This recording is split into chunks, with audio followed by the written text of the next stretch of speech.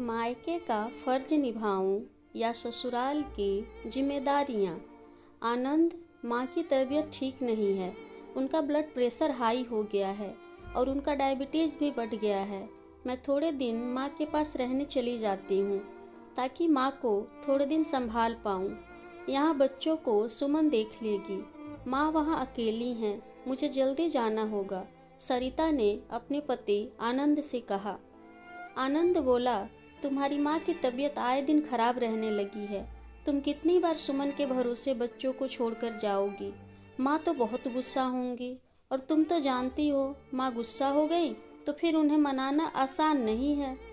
पिछली बार भी जब तुम मायके अपनी माँ की देखभाल के लिए गई थी तो माँ ने बहुत गुस्सा किया था। माँ कह रही थी सुमन सरिता की देवरानी है, भला वह बार बार सरिता के बच्चों को क्यों संभालेगी? सरिता की माँ की अब उम्र हो चली है तो उनका बीमार रहना लाजमी है। इसका मतलब यह तो नहीं बहू बार बार उसकी माँ की देखभाल के लिए मायके चली जाए। उन्हें एक आया रख लेनी चाहिए जो उनकी देखभाल कर सके। बार बार बेटी को बुलाना उन्हें शोभा नहीं देता। क्या वह नहीं जानती कि बेटी का अपना घर परिवार है? बेटियां कभी अपने माता पिता की सेवा नहीं कर सकती। अब बहू का घर यही है मगर उसे यहाँ से ज़्यादा अपने मायके की परवाह है।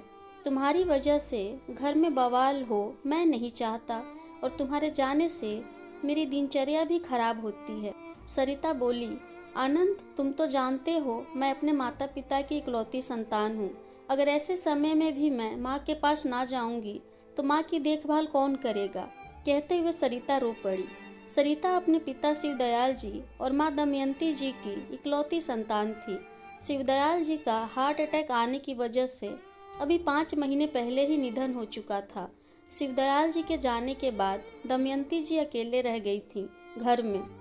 शिवदयाल जी दमयंती जी की देखभाल कर लिया करते थे मगर उनके परलोक सिधारने के बाद 1 साल से दमयंती जी ज़्यादा बीमार रहने लगी।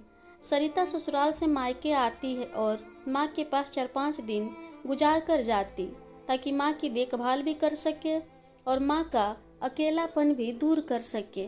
पिछले महीने जब सरिता मायके गई थी तो दमयंती जी सरिता से बोली, बेटा तेरी सास कहीं तेरे बार बार मायके आने से नाराज न हो जाए। तू मेरी वजह से परेशान मत हुआ कर और यूं हर महीने मायके मत आया कर। अभी बच्ची कुची जिंदगी ऐसे ही गुजर जाएगी। तेरा भी भरा पूरा परिवार है।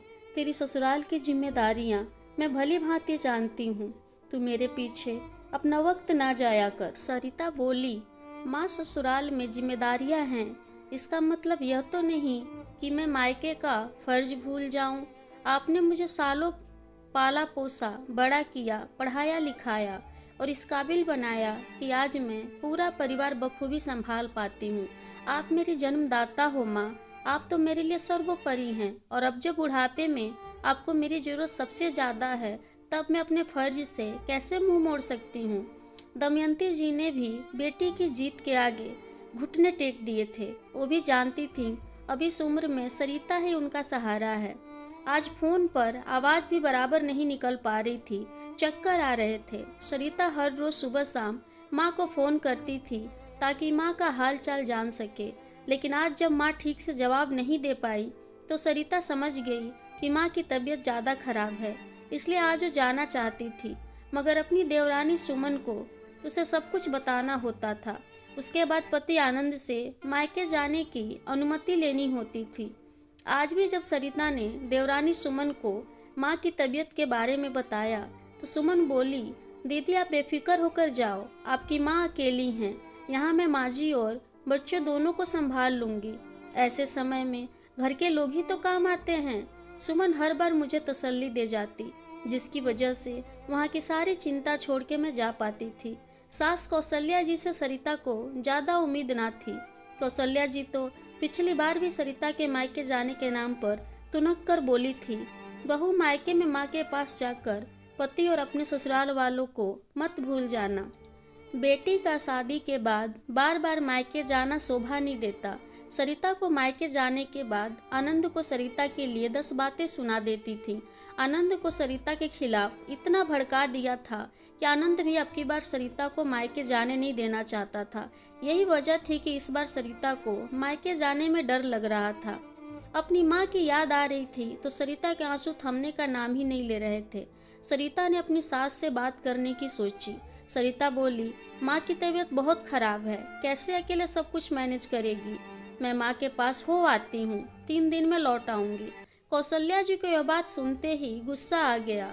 कौशल्या जी गुस्से में बोली, तुम दोनों माँ बेटी ने हर महीने का ड्रामा लगा रखा है। हर महीने तुम्हारी माँ कैसे बीमार पड़ जाती हैं। बेटी को बुलाने का अच्छा बहाना खोज रखा है। हर महीने कहीं मायके जाकर आराम करने का नया तरीका तो नहीं ढूंढ लिया तुम माँ बेटी ने। सरिता रोते हुए बोली, माँ जी, मेरी माँ क्यों नाटक करेगी और मैं काम से बचने के लिए बहाना क्यों बनाऊंगी। आप तो अच्छे से जानते हैं मैं कभी काम से जी नहीं चुराती। आप एक काम बोलती हो तो मैं 10 काम कर देती हूँ।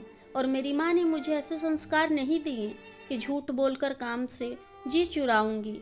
मगर मेरी माँ को सचमुच मेरी ज़रूरत है।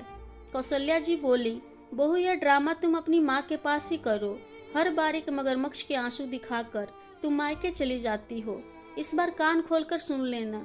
आज तुम्हें जाना है ना तो अंतिम बार अनुमति देती हूँ, मगर अब अगली बार ना देने वाली। इसलिए इस बार ही सब काम निपटा कर आना।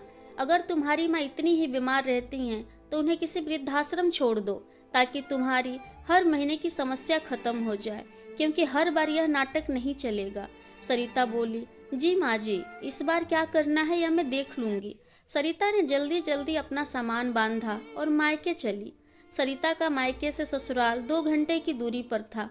रास्ते में सरिता के कानों में कौशल्या जी का एक एक शब्द गूंज रहा था। वह सोचने लगी कि कितना आसान है सासू माँ के लिए कहना कि अपनी माँ को वृद्धाश्रम छोड़ दो, मगर भला मेरे रहते हुए मेरी माँ वृद्धाश्रम क्यों जाएंगी। मैं मेरी माँ को अपने साथ क्यों नहीं रख सकती। बेटी को अपने माँ बाप के प्रति कोई फर्ज नहीं। शादी हो गई तो मतलब वह मायका भूल जाए, माँ बाप को भूल जाए। तभी अचानक बस कंडक्टर की आवाज आई। सरिता के मायके का शहर आ चुका था। जब सरिता मायके पहुंची तो देखा माँ सोई हुई थी, बिल्कुल अकेले। सरिता बोली, माँ तुमने दवाई खाई। दमयंती को सरिता को देखकर जान में जान आ गई। बेटा, कब से तुम्हारी राह देख रही थी।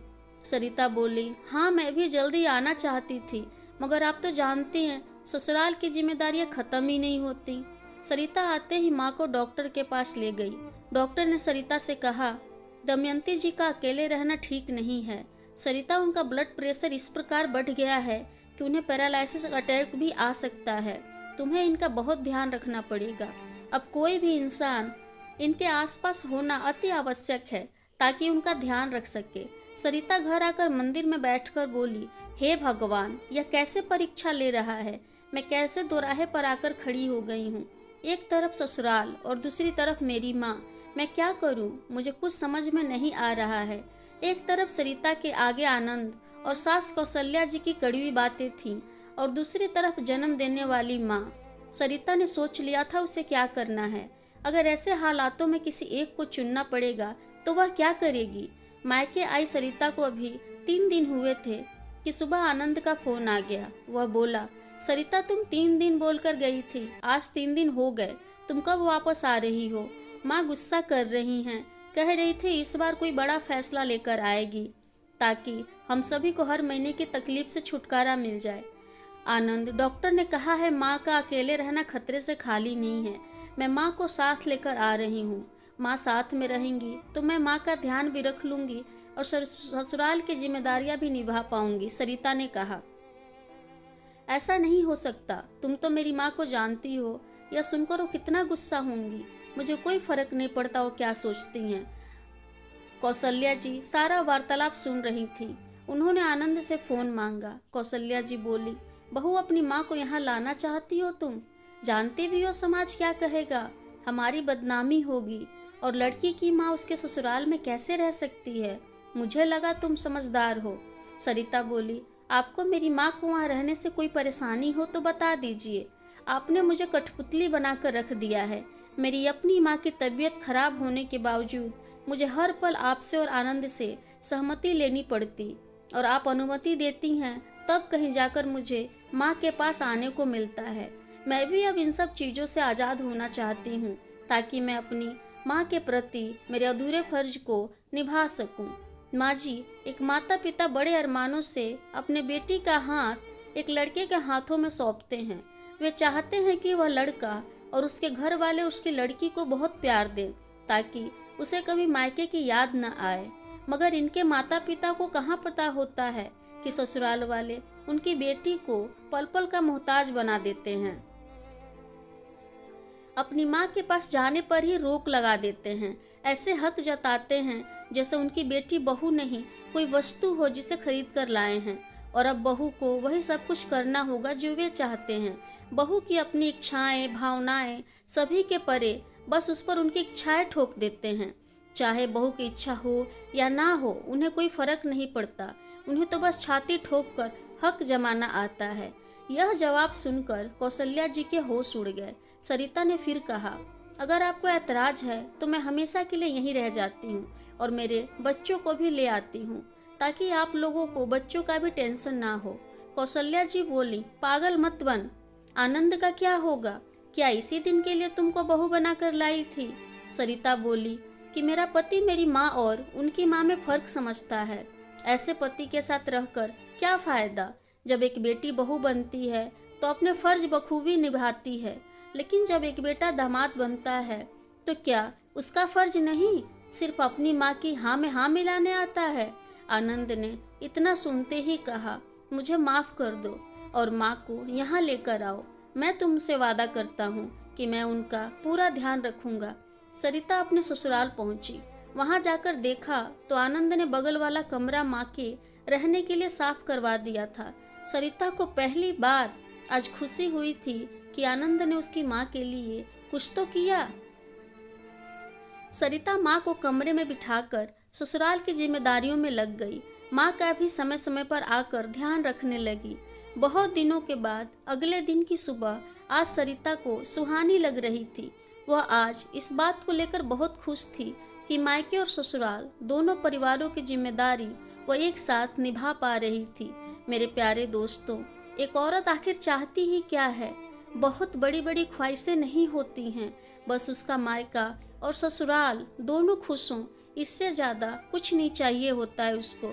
आपको अगर आज की कहानी अच्छी लगी हो तो कृपया लाइक करें, शेयर करें, और इस कहानी के प्रति आपकी क्या राय है प्लीज़ कमेंट करके बताएं। आपका बहुत बहुत धन्यवाद।